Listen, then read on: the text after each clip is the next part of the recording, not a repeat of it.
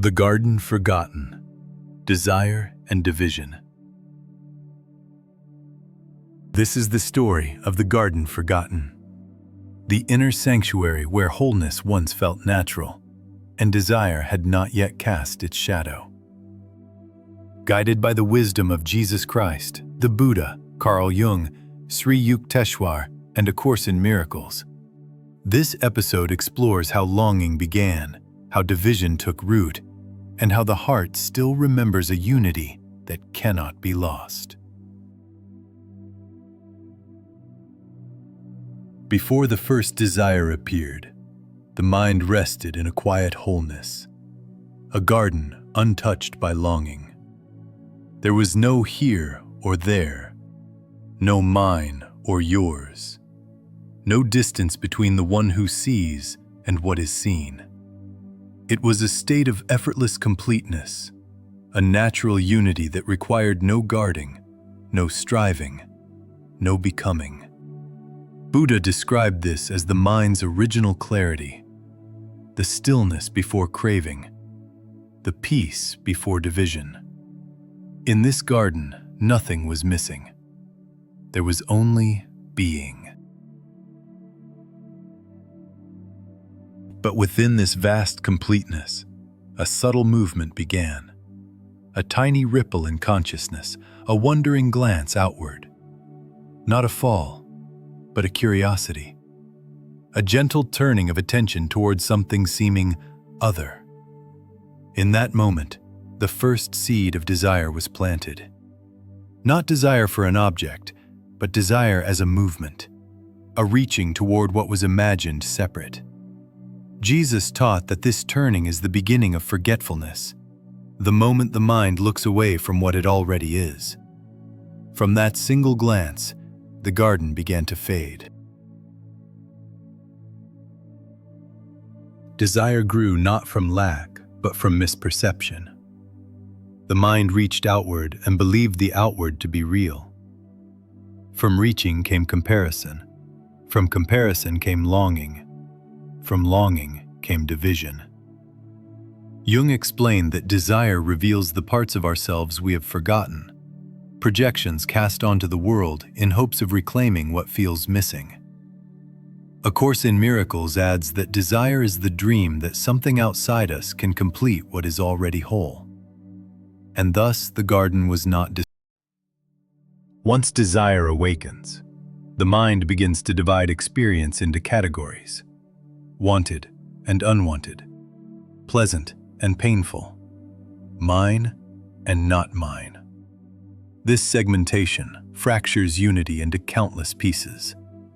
Buddha described this as the birth of the sense of self, not the true self, but the constructed one, built around preference and aversion.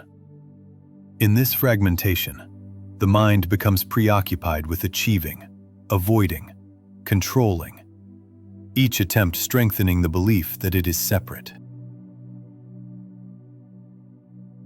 Division intensifies when the mind identifies with desire. I want becomes I lack. I lack becomes I am incomplete. Thus, the spiral of separation begins. A Course in Miracles teaches that the ego was born from this confusion, from mistaking desire as evidence something is missing. But the missing piece is never external. It is the forgotten recognition of our inherent completeness, obscured by the noise of wanting. Carl Jung wrote that inner division happens when the psyche splits between what it accepts and what it rejects. Desire often arises not from what we truly want, but from what we believe we cannot be. The shadow holds the rejected qualities, and desire projects them outward as something to chase. This creates a loop. The further we chase, the more divided we feel. Healing begins when we recognize that what we seek is already within us. Jesus showed that division is an illusion, a veil drawn over the truth that all things rest in God. Desire creates the sense that something is outside of us, separate from the source. But separation is not real. It is only imagined. When the heart remembers this, the tension dissolves. Desire softens, and awareness returns to the quiet unity beneath. Sri Yukteswar taught that true clarity arises when we understand the nature of duality. Pairs of opposites give rise to desire, and desire gives rise to division. But this division is never permanent. It is a temporary forgetting of the underlying harmony. Beneath every longing, a deeper truth waits. We already are what we seek. Once desire awakens, the mind begins to divide experience into categories: wanted and unwanted, pleasant and painful, mine and not mine. This segmentation fractures unity into countless pieces. Buddha described this as the birth of the sense of self, not the true self, but the constructed one, built around preference and aversion. In this fragmentation, the mind becomes preoccupied with achieving, avoiding, controlling, each attempt strengthening the belief that it is separate. Division intensifies when the mind identifies with desire. I want becomes I lack. I lack becomes I am incomplete. Thus, the spiral of separation begins. A Course in Miracles teaches that the ego was born from this confusion, from mistaking desire as evidence something is missing. But the missing piece is never external. It is the forgotten recognition of our inherent completeness, obscured by the noise of wanting. Carl Jung wrote that inner division happens when the psyche splits between what it accepts and what it rejects. Desire often arises not from what we truly want, but from what we believe we cannot be. The shadow holds the rejected qualities, and desire projects them outward as something to chase. This creates a loop. The further we chase, the more divided we feel. Healing begins when we recognize that what we seek is already within us. Jesus showed that division is an illusion, a veil drawn over the truth that all things rest in God. Desire creates the sense that something is outside of us, separate from the source. But separation is not real. It is only imagined. When the heart remembers this, the tension dissolves. Desire softens, and awareness returns to the quiet unity beneath. Sri Yukteswar taught that true clarity arises when we understand the nature of duality. Pairs of opposites give rise to desire, and desire gives rise to division. But this division is never permanent. It is a temporary forgetting of the underlying harmony. Beneath every longing, a deeper truth waits. We already are what we seek. As desire strengthens, the mind begins to chase images, promises of fulfillment that shimmer just beyond reach. But the more we chase, the more distant they appear. The world becomes a hall of mirrors, reflecting endless projections that never fully satisfy. Buddha explained that worldly desires offer only temporary relief because they address symptoms, not causes. They soothe the surface while leaving the root untouched. And so the cycle continues, the search for fulfillment through what cannot fulfill. A Course in Miracles teaches that the ego uses desire to keep us dreaming, promising salvation in form, achievement, possession, relationships, accomplishments. Yet no matter what is gained, the sense of lack returns because the belief in separation remains unhealed. Desire reinforces this belief by suggesting completion is always elsewhere. Thus, the search becomes a self-perpetuating wheel. The more we seek, the more distant fulfillment seems.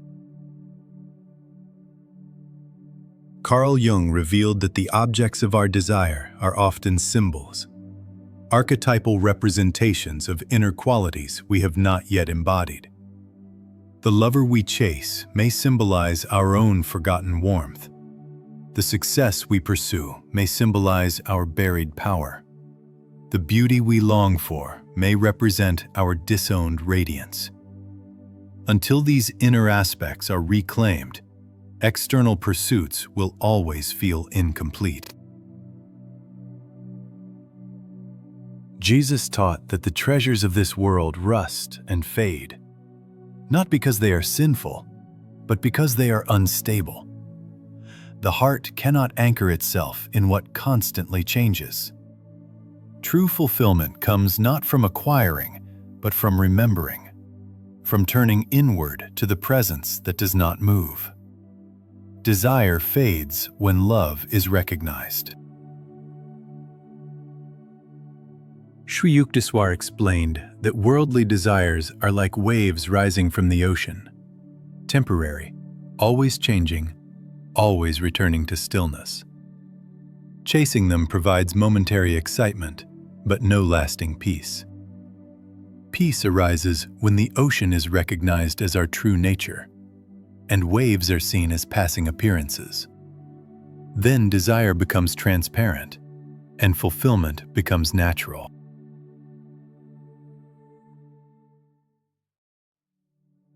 At the heart of every desire lies a deeper longing, not for objects, not for achievements, but for a return to the felt sense of unity. Every longing says, in its own language, "I want to remember who I am." Buddha taught that longing persists because the mind dimly recalls a state of peace it can no longer see clearly. The ache of desire is the echo of the garden. A Course in Miracles teaches that all desire is ultimately a longing for God, a search for the love we believe we have lost. But love was never lost. It was only forgotten beneath layers of projection. Every desire that arises is a distorted call for love, a plea for reconnection to our own source. When recognized, desire becomes a doorway back to remembrance instead of a distraction. Jung revealed that longing reflects the inner relationship between the conscious self and the deeper self. What we long for is the reunion between the surface mind and the vastness within. This is why desire often feels ancient, archetypal, beyond personal preference. It is the psyche remembering its own depth and calling us back inward. Jesus taught that the lost sheep is never truly lost, only wandering. Longing is the wandering. Love is the home. We search the world thinking peace lies ahead, but peace is behind us, beneath us, within us. Longing softens when we remember that God is not external, but the very heart that longs. Sri Yukteswar explained that longing is the soul's memory of its true nature. It is the pull of the infinite upon the finite experience. When we chase externals, longing intensifies. When we turn inward, longing dissolves into recognition. The garden was never lost. We simply stopped looking inward.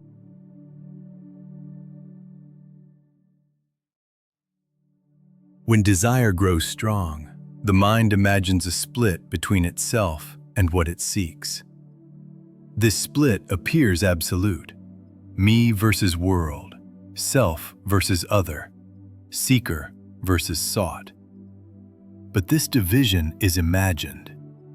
Buddha taught that the sense of separation is a construct of thought, not a truth of reality. The mind draws a line between two sides that were never apart. A Course in Miracles states clearly, the separation never occurred. From the perspective of truth, there was no fall, no break, no exile. Only a dream of being separate from what we are. Desire is the dream's heartbeat, a reminder of the belief that something is missing. When the belief dissolves, desire softens and unity becomes visible again.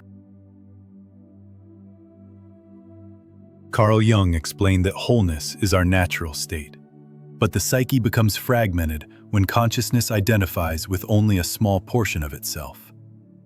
The rest becomes shadow, and shadow creates the illusion of distance within. But the split is temporary, a misunderstanding between two parts of the same being. Integration reveals that the division never truly existed. Jesus taught that the Father and the Son have never been separated. The belief in separation is the only barrier between us and peace. The moment we question it, the illusion weakens. Desire loses its power when we recognize that the love we seek has never left. Sri Yukteswar taught that the mind oscillates between pairs of opposites, pleasure and pain, gain and loss. Believing these contrasts define reality. But beyond these waves lies the still ocean of unity. The split we experience is only the surface. In truth, nothing has ever been divided. If something in this journey has stirred a quiet recognition within you, you may gently write the word "remembering" in the comments below. Not for validation, not for agreement, but as a simple act of inner honesty. A way of saying, I feel the echo of the garden within me. Sometimes the smallest gesture opens the deepest door. Sometimes a single word can call us back to what we've never lost. Desire becomes suffering when the mind begins chasing shadows, images of fulfillment that have no substance. We move from one object to the next, hoping the next achievement, the next possession, the next experience will bring completion. But each time the feeling fades, we start again. Buddha called this cycle tanha, thirst without quenching, longing without rest.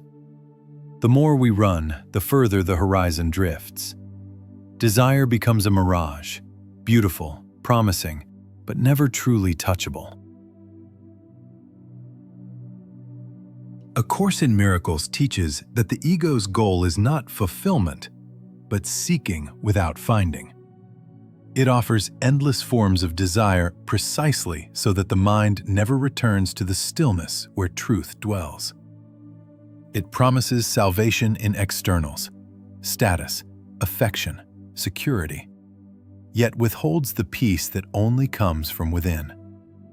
The ego's game is to keep us reaching outward so that we never look inward where the Christ light rests. Desire is the distraction. Presence is the cure. Carl Jung observed that what we chase outside ourselves is often the projection of an unintegrated inner part. The person we desire, the success we pursue, the beauty we envy, all may be fragments of our own soul calling for recognition. By chasing them in the world, we avoid integrating them within. Thus, desire keeps us externally focused, while the inner landscape remains unexplored. The shadow contains the very qualities we keep searching for. Jesus taught that where your treasure is, there your heart will also be.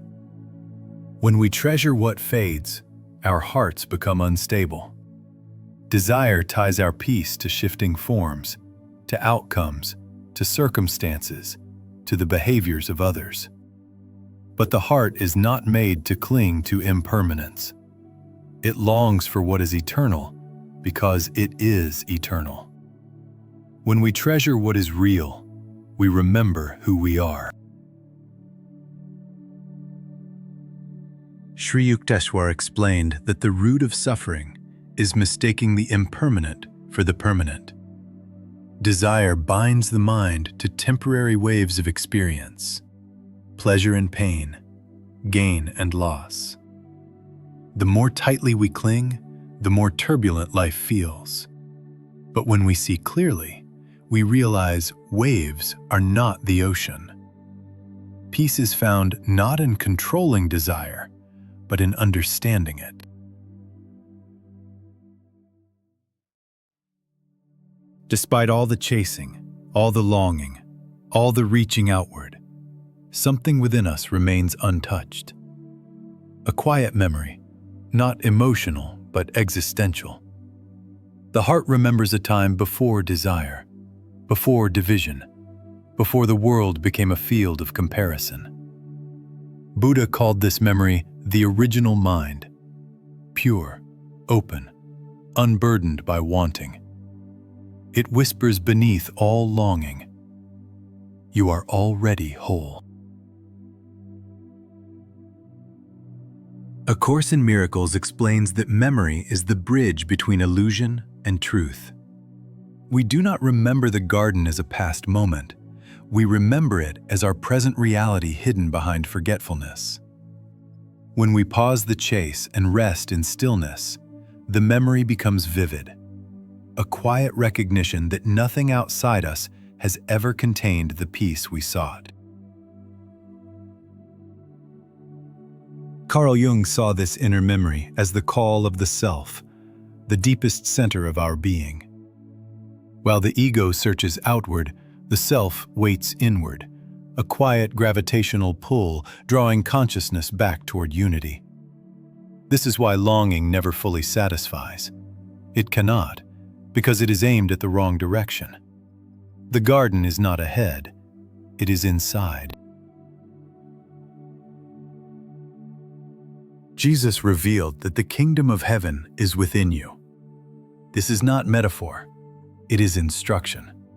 We search the world for what the heart already carries. The memory of God is the light behind the eyes, the warmth beneath longing. When the mind quiets, the garden returns, not as a vision, but as our natural state.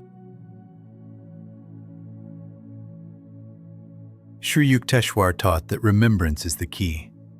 Not striving, not resisting desire, but remembering truth. When we remember, desire loosens naturally. Division softens naturally. The heart opens naturally. The garden reveals itself not through effort, but through clarity. And in that clarity, we find the peace that was waiting all along.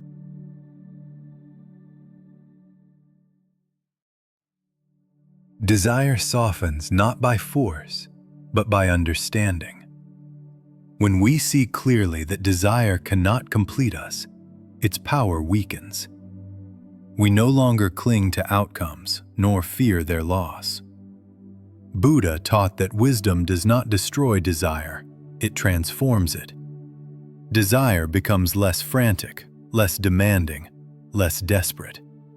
It becomes transparent, a passing ripple rather than a storm. A Course in Miracles teaches that the Holy Spirit reinterprets all desires toward healing. Even the desires that seem worldly are used as pathways to guide us back to truth. Nothing is wasted, not longing, not fear, not ache. Every desire becomes a messenger saying gently, "Look inward." And as we heed that message, desire loses its sharpness and becomes a gentle reminder of our forgotten wholeness.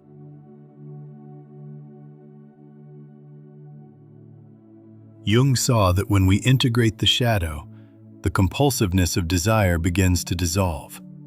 We no longer chase externally what we've reclaimed internally. Desire shifts from grasping to appreciating, from lacking to expressing. The psyche becomes whole enough that it no longer seeks completion in external forms. Desire loses its urgency because we no longer feel split. Jesus showed that when the heart opens to love, desire transforms. We stop seeking what we think we lack and begin expressing what we already are. Love fulfills not by addition, but by recognition. The softened heart sees beauty everywhere, not as something to acquire, but as something to share.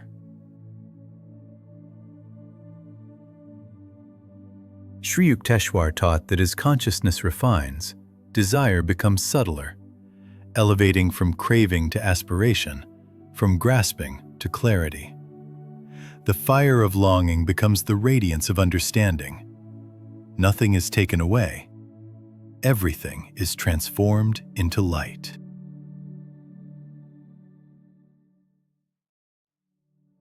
Division ends not through force, but through seeing.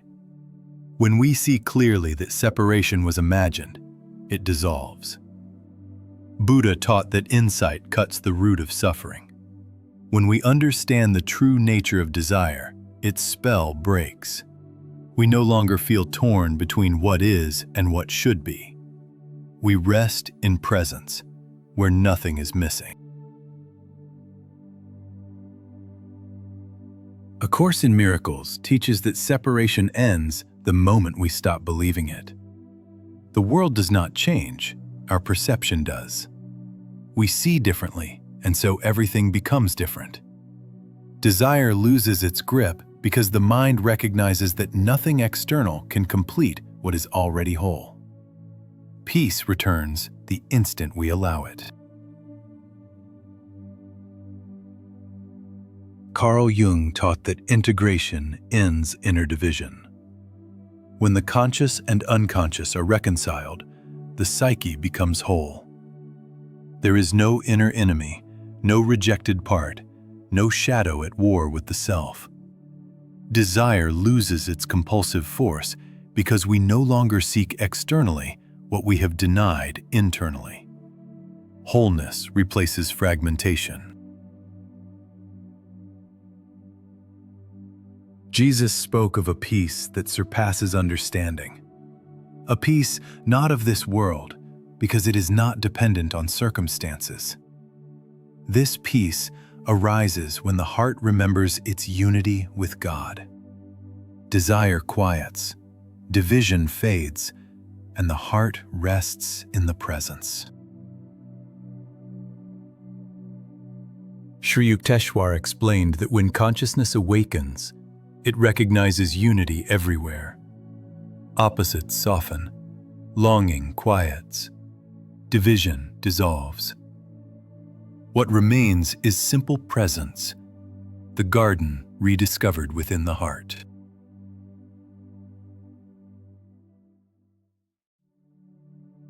When desire softens and division dissolves, the garden returns, not as a memory, but as reality.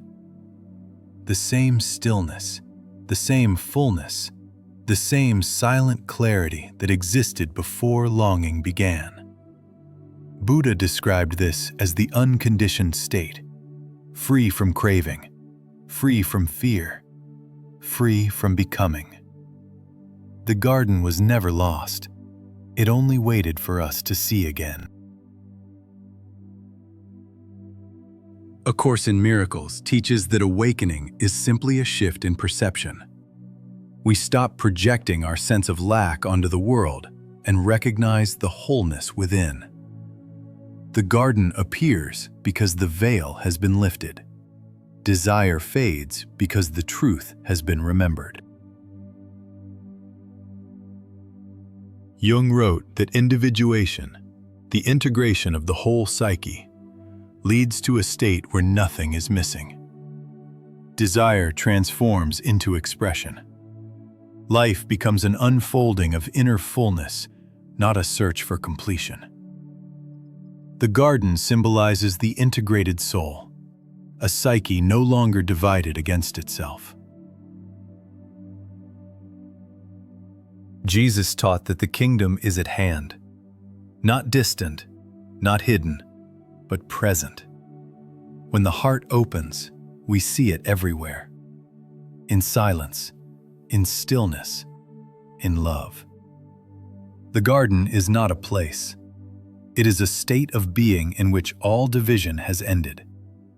This is the return to innocence. Sri Yukteswar taught that realization is simply seeing things as they are, not as desire paints them, not as fear imagines them.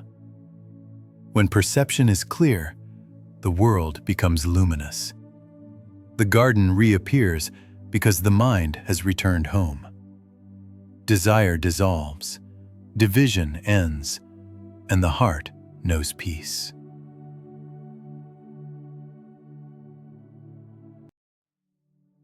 Thank you for walking with me through the forgotten garden.